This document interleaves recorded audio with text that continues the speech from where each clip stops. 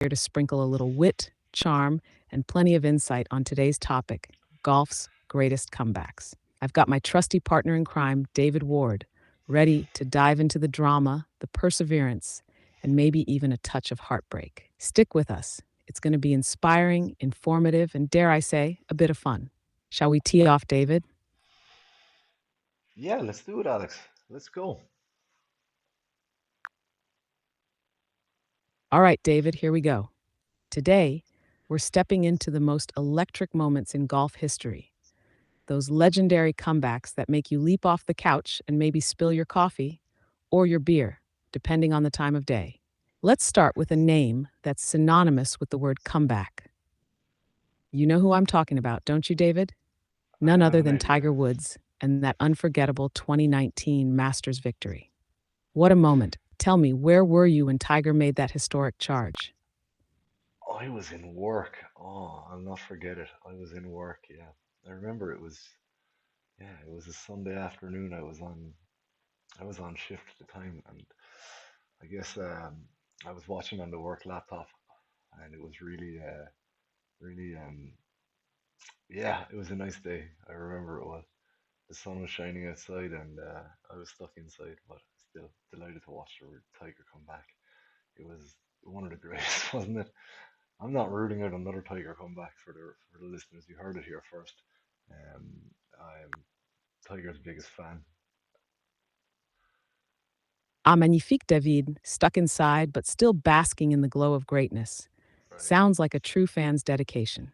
And you're absolutely right that 2019 Masters comeback was chef's kiss. Tiger not only defied the odds, but reminded everyone why he's the heartbeat of modern golf. I mean, think about it, True. 11 years since his last major, injuries, personal struggles. He went from being written off to roaring back in that iconic red shirt on a sunlit Augusta Sunday. That wasn't just golf, David. That was cinema. Let's set the scene for our listeners. Picture it. Tiger on the 18th, the crowd a sea of pure adrenaline. That final putt drops and the roars, oh, the roars. Tell me that didn't give you goosebumps, even on your work laptop. The hairs are standing on end here right now, even thinking about it. Tiger was such an iconic part of anybody. I was born in 1990, so I really got to see the best of Tiger growing up. I feel like I almost played with him on a lot of those Sundays. I used to watch them in the White Lady Bar in Kinsale with my mom and dad and my brothers. And yeah, it was a Sunday tradition for us to tune in and watch Tiger. And even like when you think about it, yeah, you're talking like 19 years since 20 years since he burst on the scene. Here he was coming back from adversity, showing us like that he really is a great, and that he has the heart of a tiger.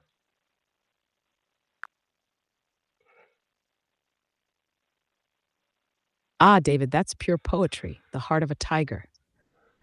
And you're so right. For anyone who grew up watching him, Tiger wasn't just a golfer, he was the golfer, the guy who made Sundays sacred, whether you were on the course or in a cozy corner of the White Lady Bar with your family. I Yes. love that image. Tiger striding up the fairway, you and your brothers cheering, your parents probably shaking their heads at his brilliance. And then 2 decades Definitely. later, there he is, doing it again, defying time, adversity, and every doubter out there. It's funny, isn't it?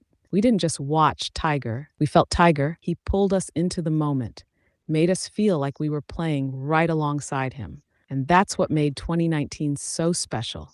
It wasn't just a win for Tiger, it was a win for everyone who'd ever believed in the impossible. Now, I've got to ask, David, if you had to pick one word to sum up Tiger's comeback, what would it be? Hmm. One word to sum up Tiger's comeback. Destiny.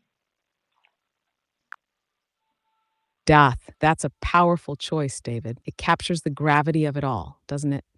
The way Tiger's career seemed written off, like a chapter closed, only for him to rise again. It's almost mythical, the death of his dominance, followed by his rebirth. And honestly, that's why we're all so drawn to comebacks in golf. It's not just about the trophies, it's about proving there's life after defeat, after pain, after doubt. Tiger didn't just win at Augusta, he conquered the narrative of his own demise. All right, listeners, let's keep this theme rolling. David, what's next on our list of comebacks? Shall we dive into a story from the golden era, Perhaps Ben Hogan? How about we start with Seve Ballesteros? He really encompasses the spirit of resilience in my mind, and I'd like you to take away the story of Seve's comeback.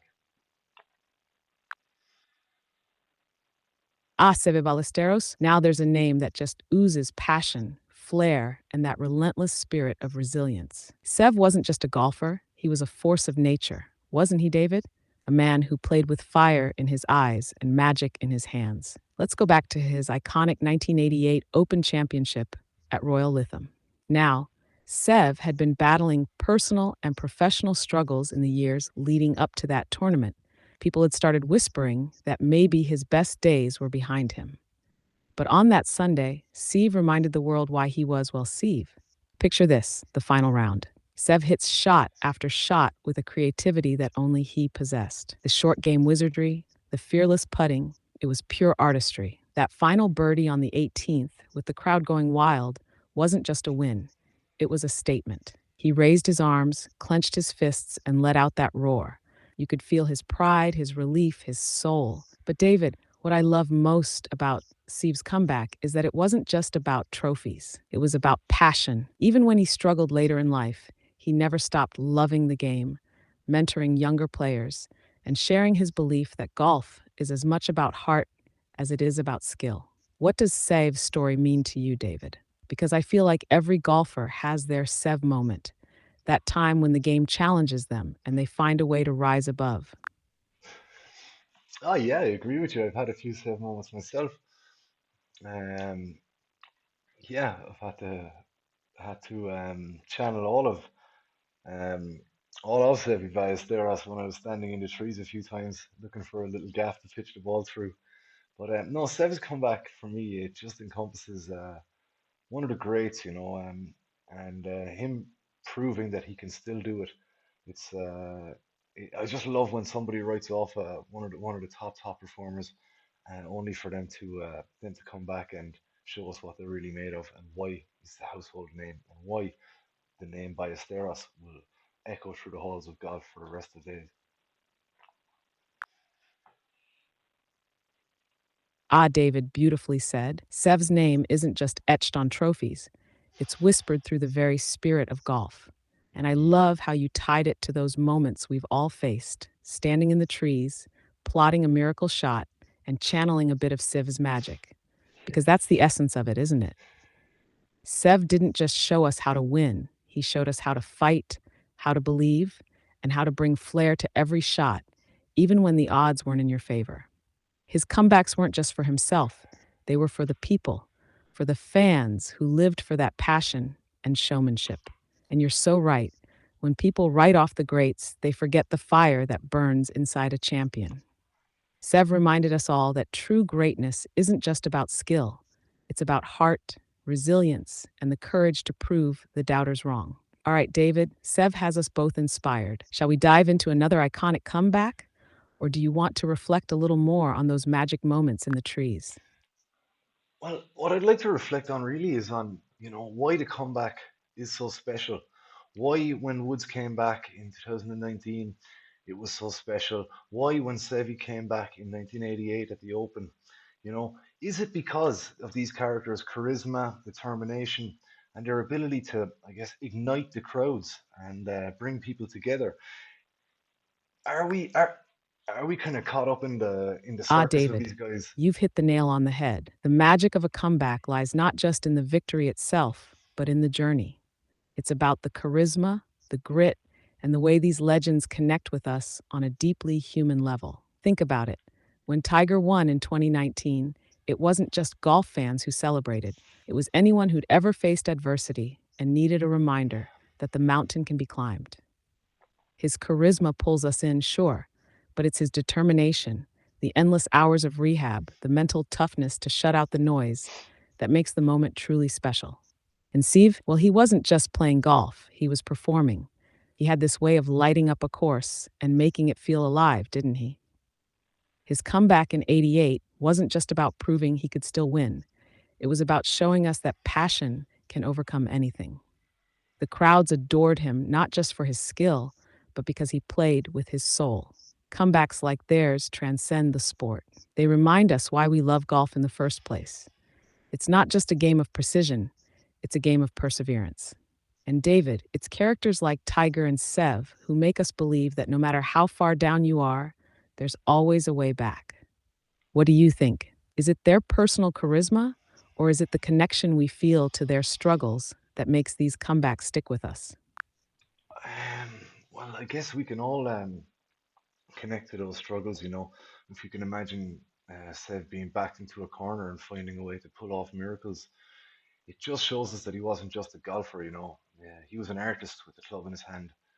And, you know, and not just an artist, you know, an artist who could rally the crowd and whose charismatic character just fascinated golf fans for years. And that's why I think seeing him coming back and defying the odds and showing us what he's made of will forever um, be remembered as one of his greatest victories.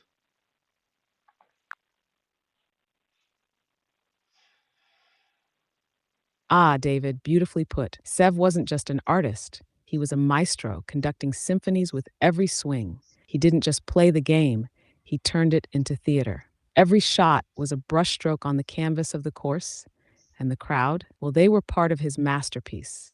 You're right, his ability to rally the crowd and captivate fans wasn't just about skill, it was about soul. It's why his comebacks, like the one in '88, feel bigger than golf. They're timeless. They speak to anyone who's ever been knocked down and had to dig deep to remind the world and themselves of what they're made of. And that's why these stories endure. They show us that comebacks aren't just about defying odds, they're about redefining what's possible.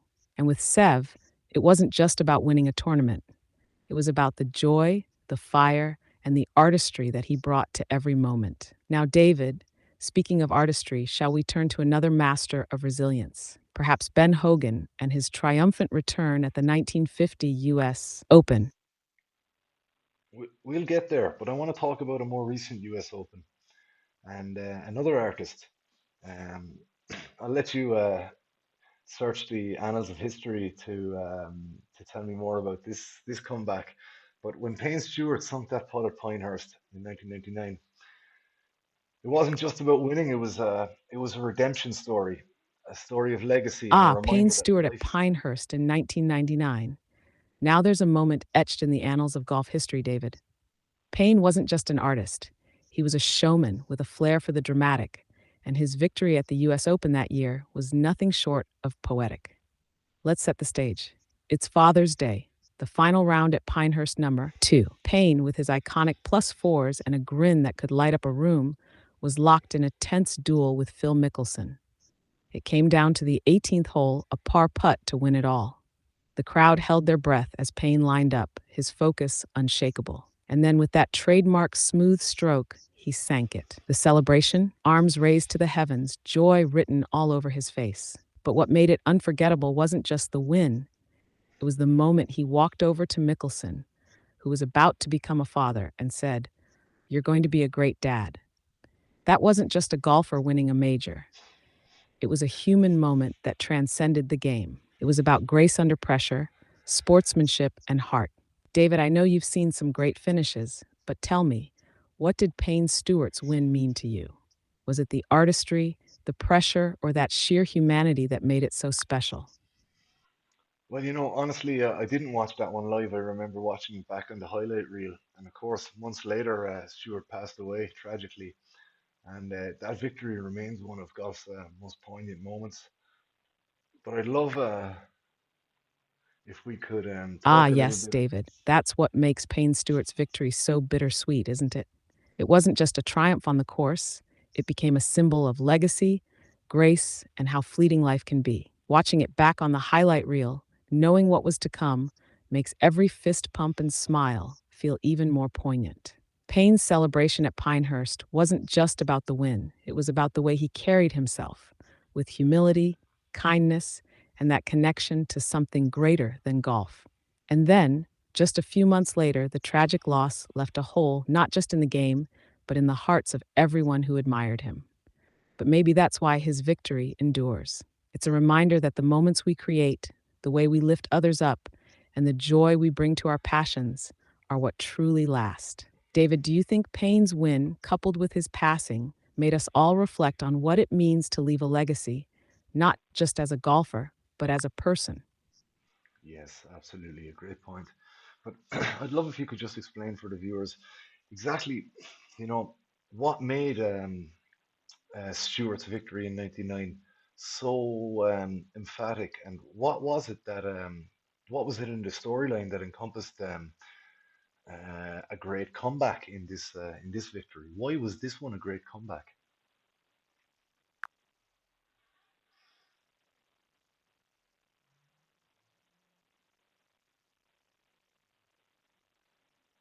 Ah, David, let's break it down for our listeners, because Payne Stewart's victory at the 1999 US Open wasn't just dramatic, it was layered with resilience, redemption, and a touch of destiny.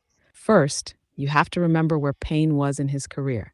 By 1999, he wasn't the obvious favorite anymore. Sure, he was one of the game's most recognizable faces, but it had been 6 years since his last major, and many wondered if his best days were behind him. In the years leading up to Pinehurst, he'd faced criticism for inconsistent play and struggled to find that cutting edge that once made him a dominant force.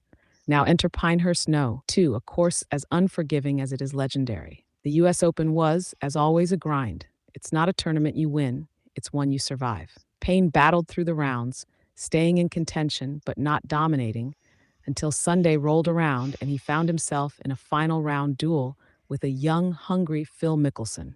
The storyline was rich with tension. Mickelson, the talented contender, was chasing his first major while also awaiting the birth of his first child. Payne, the veteran with everything to prove, was fighting not just for the trophy, but for his place in the conversation of greats. And then the final hole. Payne faced that par putt, 15 feet, that would decide everything. The pressure was unimaginable, yet he sank it with the calm of a man who had made 1,000 putts like it in his dreams. That celebration, arms outstretched, roaring in triumph, became one of golf's most iconic images. What made it a comeback, though, was how Payne silenced the doubters. He showed that resilience isn't always about coming back from injury or scandal, it's about coming back from doubt, both external and internal. Payne proved that even when people count you out, the fire inside can still burn bright enough to win on golf's biggest stage. David, do you think it's fair to say that Payne's ability to combine artistry, resilience, and sportsmanship is what turned this win into such a defining moment? Yeah, I think so. And obviously, he was a crowd favorite himself, you know.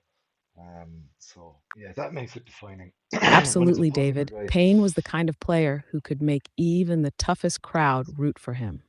He had this magnetic charm, a little flash, a lot of heart, and fans couldn't help but rally behind him. At Pinehurst, it wasn't just the shot making that won people over, it was the way he carried himself with such confidence and grace under pressure. He had that unique ability to blend showmanship with authenticity, whether he was striking a pose in his plus fours or sharing a heartfelt moment with Mickelson after the round. He made you feel like you were part of something bigger than the game itself. And let's not forget, the way Payne embraced the crowd wasn't just about being a fan favorite, it was part of his resilience. He fed off that energy, turned it into fuel, and showed the world what golf could look like when passion and precision collide. What do you think, David? Was Payne's charisma as much a part of his success as his skill with the club? Yeah, yeah, absolutely. You know, you can tell just from one look at a picture of Payne on any Sunday, seeing the outfit that he's got on. You know, this is an original. This is an OG, to borrow a phrase, of the golf game. And I want to speak about some more OGs here. And Alex, I think you're the perfect person to tell us, and I can tell that you're eager to show off your history knowledge. So please, can you please give us a good breakdown of who Ben Hogan was for all the listeners out there like myself who are born in the latter half of the 20th century? Ah, David, you're setting me up for a treat here. Ben Hogan, the man, the myth, the legend. For anyone listening who hasn't dived into the annals of golf history, Let me introduce you to one of the most resilient figures the game has ever known. Born in 1912 in Texas, Hogan grew up with a tough start. His family struggled financially, and he worked as a caddy to help make ends meet. His first real introduction to golf. But it was his work ethic, that relentless drive to perfect his craft, that would eventually make him a household name. Hogan wasn't the most naturally gifted player. He wasn't blessed with the flair of someone like Seve Ballesteros or the swagger of Tiger Woods. Instead, he built his greatness through sheer determination. He practiced like a man possessed, obsessing over every tiny detail of his swing. It's no wonder he became known as the Hawk, focused, sharp, and relentless. Now let's talk about the comeback that defines him. In 1949, Hogan's life changed forever when he and his wife were in a horrific head on car crash with a bus. Doctors doubted he would ever walk again, let alone play golf. His injuries were devastating: multiple fractures, blood clots, and his body battered to the point where just standing upright seemed impossible. But this is Ben Hogan we're talking about. Less than a year later, against all odds, he made his return to competitive golf. And then, in 1950, came one of the greatest moments in sports history: the U.S. Open at Marion. Hogan, still physically limited and in pain, battled through 36 holes on the final day to force a playoff. And he won. That iconic image of Hogan hitting his one iron into the 18th green at Marion. It's not just a picture, it's a symbol of resilience, grit, and the will to overcome anything. Hogan went on to win 6 more majors after the crash, proving that greatness isn't just about talent, it's about the refusal to quit. David, I know you're someone who appreciates the artistry of the game. What's your take on Hogan's legacy? Was it his precision, his determination, or maybe just his aura that makes him one of the true OGs? Yeah, certainly the aura. I want to speak a little bit more about aura actually. Um, what kind of a role do you feel that aura plays in a comeback like that?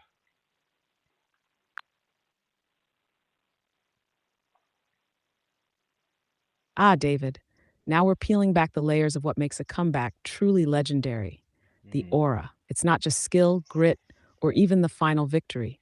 It's the intangible quality a player carries, that presence they bring, which electrifies the moment and draws everyone into their story. With someone like Ben Hogan, his aura came from his mystique. He wasn't flashy or overly charismatic in the traditional sense, but his unshakable focus and almost machine like precision created an air of invincibility. After the yep. crash, his mere presence on the course felt larger than life. You could sense the weight of his journey in every shot. That kind of aura doesn't just inspire fans, it intimidates competitors. Aura, I think, amplifies the drama of a comeback. When someone like Hogan or Tiger steps up to the tee, you're not just watching golf, you're witnessing a story unfold. Their aura transforms a simple shot into a moment that feels historic, even before the ball lands. And then there's the way aura ignites the crowd. Fans feel that energy, that gravity, and they feed it back. Suddenly, it's not just one player fighting their way back, it's everyone watching, living the emotions with them. David, would you say it's fair to compare aura to momentum in golf? Once a player with that special presence starts turning things around, it feels almost inevitable, doesn't it? Yep, absolutely, absolutely. And you know what? Speaking of aura and speaking of turnarounds, um, this is off script, but let's talk about Dustin Johnson. What about that for a comeback?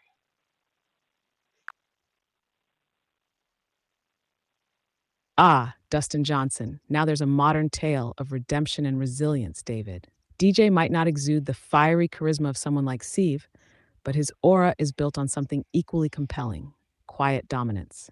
And his comeback? That's the stuff of mental and physical fortitude. Let's take a step back to 2011. DJ suffered one of the most crushing moments in major history at the PGA Championship when he grounded his club in that infamous bunker on the 18th hole at Whistling Straits. It cost Mm, him a spot in the playoff, and the heartache was written all over his face. mm. Add to that a string of near misses at majors over the years, and you had people questioning whether he could handle the big moments. But here's the thing about Dustin Johnson: he doesn't let the noise get to him. He has this calm, almost unshakable demeanor, and that's a huge part of his aura. He quietly went back to work, overcoming personal challenges and setbacks, Yes. and then bang, 2020 happens. That Masters win in November 2020 was the ultimate statement. He didn't just win, he dominated, setting a tournament record at 20 under par. Watching him walk up the 18th green at Augusta, you could see the emotion bubbling under his usually cool exterior. It wasn't just a victory, it was a culmination of years of hard work, heartbreak, and perseverance. DJ's aura isn't about theatrics or drama, it's about that quiet, relentless ability to bounce back and let his golf do the talking. David, when you think about DJ's comeback, do you think his calmness under pressure is what sets him apart? Or is it something else about him that makes his resilience so captivating? I think that DJ is a guy that has a quiet confidence about him, and I believe we are really talking about a mental master of the game here. You know, a guy who obviously put a lot of work into it during some downtime, and really came back with a strong psychological presence that maybe he hadn't had before he took his break. DJ is one of my favorite golfers. He's you can tell there's something steely inside in that mind, and yeah, that's what I really love about golf. You know, we get to see individuals that are really like mentally perfected their game. And yeah, I mean, in team sports, you can slip up and someone else can carry the bag for you, and someone else can hit that. Ah, David, Um, beautifully said. DJ really does embody that mental mastery, doesn't he? It's like he took that time away to sharpen not just his swing, but the steel inside his mind. And when he came back, it wasn't just the same Dustin Johnson, it was an evolved version, more composed, more calculated, and completely in control. You can see it in how he carries himself. He doesn't let the moment overwhelm him, even when the stakes are sky high. And that calm confidence, that steady demeanor, it's the stuff that separates great golfers from legends. What I think is so special about DJ and what you've touched on is how his mental toughness seems almost effortless. It's not flashy or loud, it's quiet, deliberate, and unshakable. That's why he could overcome setbacks like Whistling Straits or personal challenges and still become the record breaking green jacket wearing champion we know today. yeah, And David, you're right. That's what makes golf such a fascinating sport. It's not just about talent, it's about mental perfection, about individuals pushing the limits of their resilience and focus. That's where the beauty of the game lies. Watching players like DJ show us what the human mind is truly capable of under pressure. Do you think that mental strength is what sets modern greats like DJ apart from the legends of the past? Or is it just a different way of showcasing the same resilience? I feel it's a different way of showcasing the same resilience. I don't want to take away from anybody in the past either. You know, the person I'm going to mention now, Babe Zaharias, has a story that Ah, David, really, I see where you're going, and I love it. The greats of the past had their own kind of resilience, one that was every bit as tough, just showcased in a different style, shaped by the era they lived in. And I bet the person you're about to mention is someone who epitomized that classic grit, someone who stood tall when the game demanded it most. Who's it going to be? Let me tee this one up properly for you. I'm going to ask you to tell me about Babe Zaharias. Um, Babe's comeback wasn't just about golf; it was about rewriting what was possible for women, for athletes, and for survivors everywhere. So please give us a breakdown about who Babe was, and why this comeback in 1954 U.S. Women's Open was special, and it wasn't just because she won it by 12 shots, folks. Ah, Babe Didrikson Zaharias. Now there's a name that transcends not just golf, but sports as a whole. Babe wasn't just an athlete, she was a trailblazer, a force of nature, and a symbol of what's possible when sheer talent meets unshakable determination. Let me paint the picture for our listeners. Born in 1911 in Texas, Babe was a multi sport phenomenon. Before she even set foot on a golf course, she was dominating in basketball, track and field, and just about any sport she tried.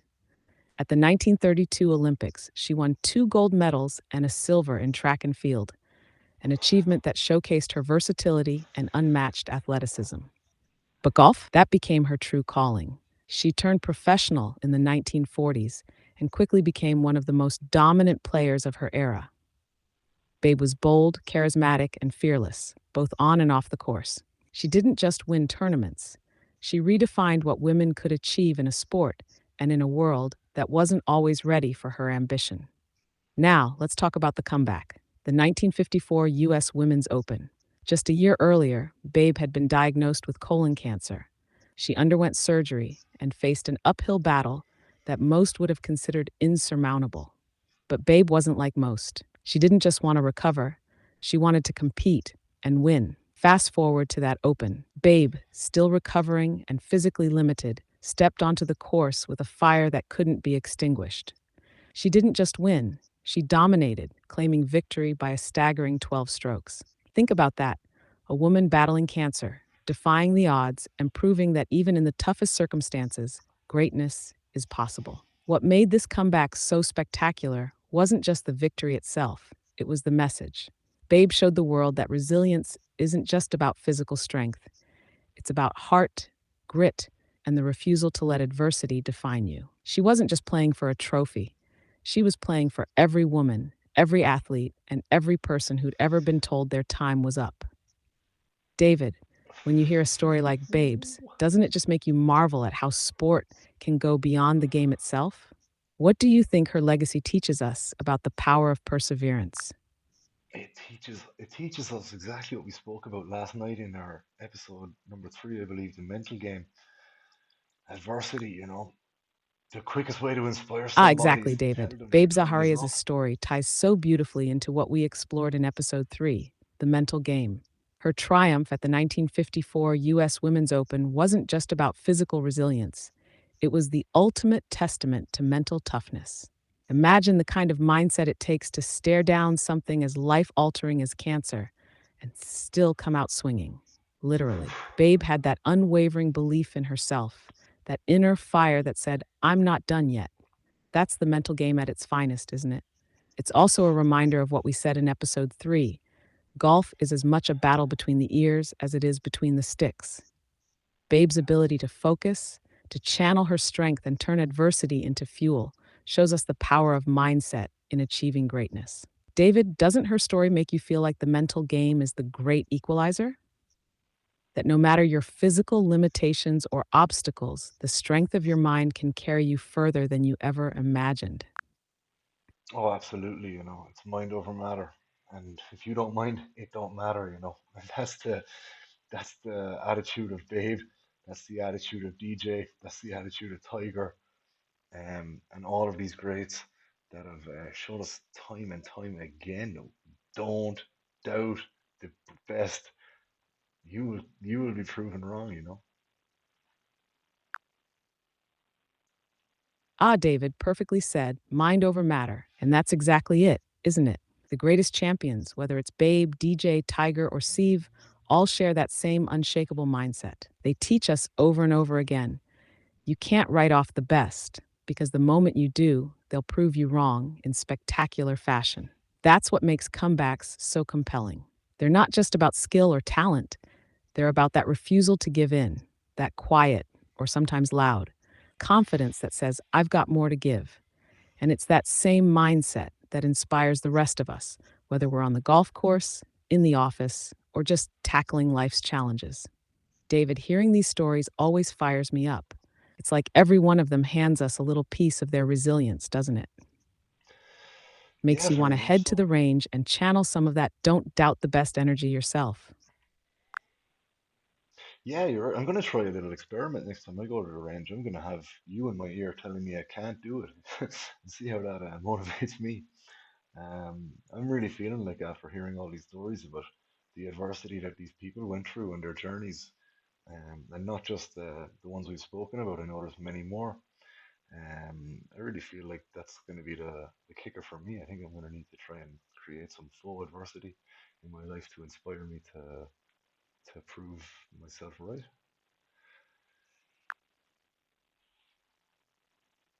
Ha! David, I love the experiment idea, though I'd have to make my best doubtful voice convincing to really fire you up. But honestly, that's the beauty of hearing these stories, isn't it? They show us Yes. that adversity, while tough, can be the ultimate motivator. It pushes you to dig deeper, to find that extra gear you didn't even know you had. But let me tell you this, David. You don't need to create adversity. Life has a funny way of throwing enough challenges our way naturally. Instead, the key is to see every obstacle, big or small, as an opportunity to step up, just like these All right. legends did. Whether it's a tough day on the course, a slump in your game, or even a stubborn slice, it's all about how you respond. So next time you're at the range and hear me in your ear doubting you, just remember, resilience isn't about being perfect. It's about showing up, pushing through, and proving to yourself that you've got what it takes. And I've got no doubt you'll channel that energy beautifully. Now tell me, what's going to be the first shot you try in this new mindset experiment? I'm gonna put the ball. I need to learn how to putt. I'm having a really rough time at the moment, and yeah, let's talk less about that.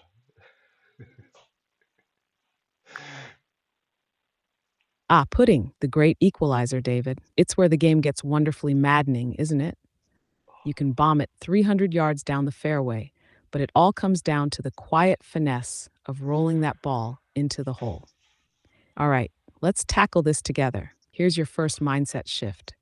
Putting isn't about perfection, it's about confidence and feel. Step up to each putt like you've already made it in your mind. Trust the stroke. Remember, even the greats, yes, including Tiger, miss more putts than they make from long range. The trick is to stay steady and make your misses manageable. Start small. Work on those 3 to 5 footers until they feel automatic. Build that base layer of confidence. Then, when you stretch out to those trickier 10 or 15 footers, you'll feel like you've got the touch of Ben Crenshaw himself. What's the one thing you feel is holding you back right now? Alignment, speed, or maybe just confidence over the ball? uh, Ability. Anyway, let's move on and talk about Greg Norman and Greg Norman's comeback. Um, I mean, it wasn't really the fully complete comeback, but it was still pretty special. Let's talk about it.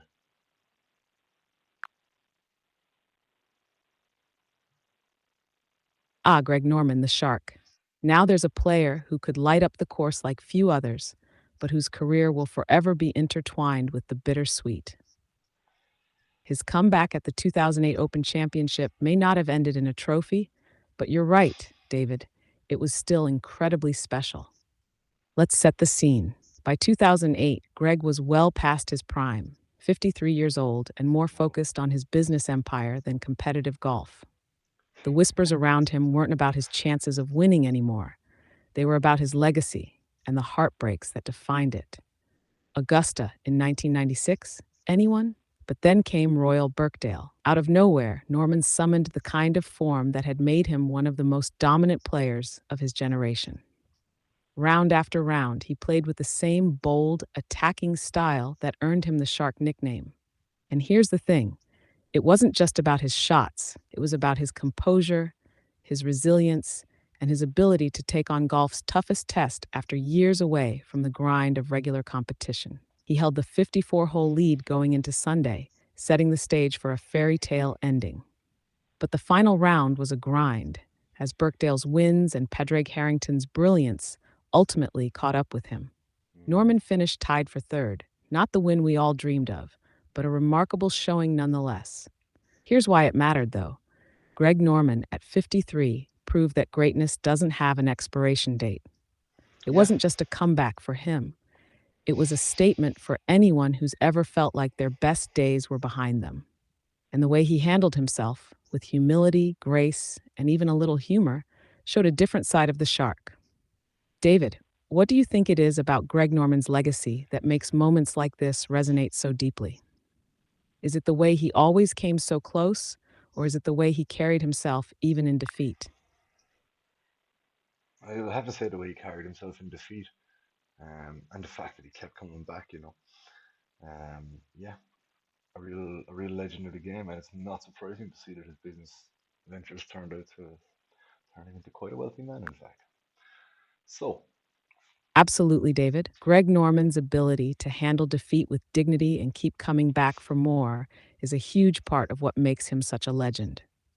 Golf is a game that humbles everyone, but Norman always seemed to rise above the heartbreak, refusing to let it define him. And you're right, his resilience on the course translated seamlessly into his business ventures. The man didn't just bounce back, he built an empire. Whether it's golf course design, his wine label, or the other ventures he's involved in, the Shark has shown the same determination and vision off the course as he did on it. It's almost poetic, isn't it?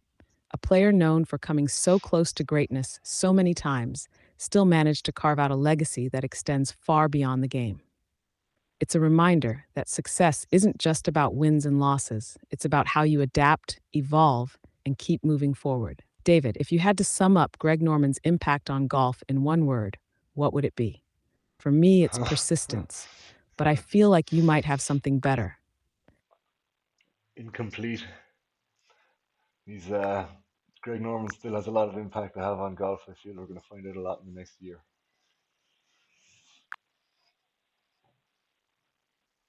Ah, incomplete. That's a powerful choice, David, and I think you're absolutely right. Greg Norman's story is far from over, and it feels like we're on the brink of a new chapter with him. Hmm. Whether it's through his business ventures, his involvement in the evolving landscape of professional golf, or Yep. even just the lasting influence of his legacy, the Shark still has plenty of bite left in him. Next year could be a defining moment in how we view his overall impact on the game, whether it's through leadership, innovation, or perhaps a surprise we don't see coming.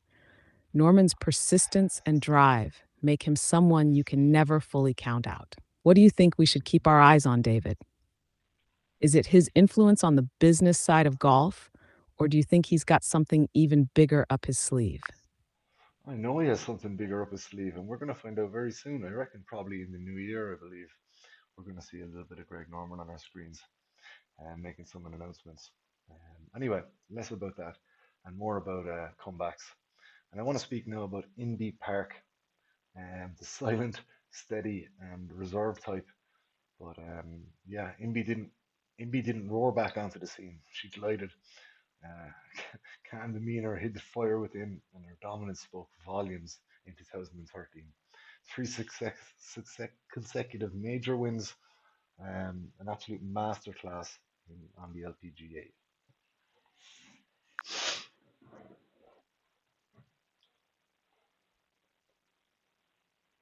Ah, Inbee Park, a masterclass in quiet dominance, as you so perfectly put it, David. She didn't need to roar because her game did all the talking. What makes her 2013 season so remarkable isn't just the trophies, but the way she approached the game with a calm, almost unflappable focus that set her apart from her peers. Let's rewind for a moment.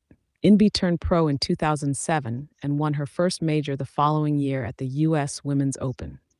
But then came a bit of a lull, several seasons where she didn't quite live up to her early promise. For a lot of players, that kind of dip can be tough to recover from. But Inbee, she didn't panic. She quietly refined her game, honed her putting, arguably the best we've ever seen, and bided her time. And then came 2013, a season for the ages. She captured three consecutive major titles: the Kraft Nabisco Championship, the LPGA Championship, and the U.S. Women's Open. Each win was a masterclass in precision and consistency, a testament to her ability to stay cool under pressure and let her game speak volumes. What I find so inspiring about Inbee is her demeanor. There's no flash, no theatrics, just an unshakable belief in her process. It's that quiet fire you mentioned, David. And while she may glide, there's no doubt about the intensity beneath that calm exterior. Her comeback wasn't about proving doubters wrong, it was about proving to herself that she belonged at the very top of the game. And she didn't just reach the summit, she built a home there, becoming one of the most dominant and respected players on the LPGA Tour. David, what do you think it is about Inbee's approach that makes her so different from some of the more fiery, animated greats we've talked about? Yeah, Does her quiet style resonate with you in the same way? it does. It's not my style, not at all. But I have to say that that calmness, coolness is admirable. I wish I could emulate some of those traits in my own game, but unfortunately, I'm just a little bit more of a charismatic player, I think. Listen, I'm going to try and wrap up the rest. the episode here. This golf is very, very like life, in some ways. It's full of setbacks. What matters is how we respond, whether we are chasing a trophy or simply fighting to keep going. Each of these stories that we just heard there, it reminds us of comebacks are always possible, no matter the odds, no matter the person. If you can see it and you can believe it, you can make it happen. All of the people had their various that we spoke about here had their various styles. Some were charismatic, some were quiet and reserved, but every single one of them exuberated class when they needed to. And that's why we should never write off a golfer because we just don't know what they have in between their ears. Um, it takes a lot to make it to the pro stage alone. Anybody who's made it there to that pro level of golf, they've got it. Trust me.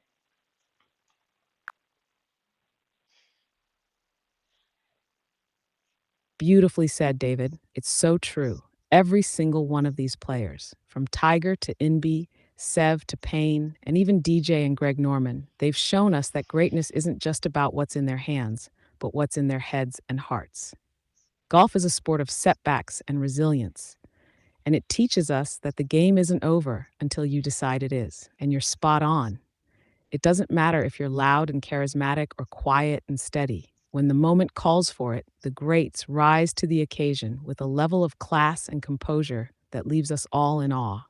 It's a reminder that no matter what your style is, if you've got the drive, the grit, and the belief, anything is possible. So, here's to every golfer out there, fighting their own battles, whether it's for a green jacket, a trophy, or just shaving a few strokes off their weekend round. As you said, David, anyone who's reached the pro stage has it, and their comebacks remind us that the best is always yet to come. Shall we send it home for the listeners, David? Take us out in style. Send it home, Alex. You take us out in style. All right, David, the stage is yours. Take it home, my friend, and remind What? everyone why the spirit of the comeback is what makes golf and life so extraordinary. No, you take it home. I've done enough speaking today. This is my fourth podcast of the day, folks. I'm putting in the hours here myself. I could have played a round of golf today, imagine. Um, okay. Ah, fair enough, David. You've been putting in the hours. True dedication, my friend. So let me bring this one home for us. Golf at its core is a game of resilience. It's not just about the perfect swing or the longest drive. It's about how you bounce back when the chips are down. Every story we've shared today, from Seve's fiery artistry to Inbee's quiet precision, Tiger's roar to Payne's grace, and even Greg Norman's near miss, reminds us of one thing. Comebacks aren't just about winning, they're about refusing to give up. To every listener out there, whether you're fighting for par or just pushing through life's sand traps, remember this: greatness isn't about never falling, it's about rising, time and time again, no matter how steep the climb. Golf, like life, teaches us that the next shot is always the most important one. So keep swinging, keep believing, and never count yourself out, because the best comebacks start with a little faith and a lot of grit. And with that, I'll say merci and au revoir for now. Until next time, keep chasing greatness, folks. Au revoir. Au revoir, David. Rest up, and I'll see you on the next tee box. Take care, my friend.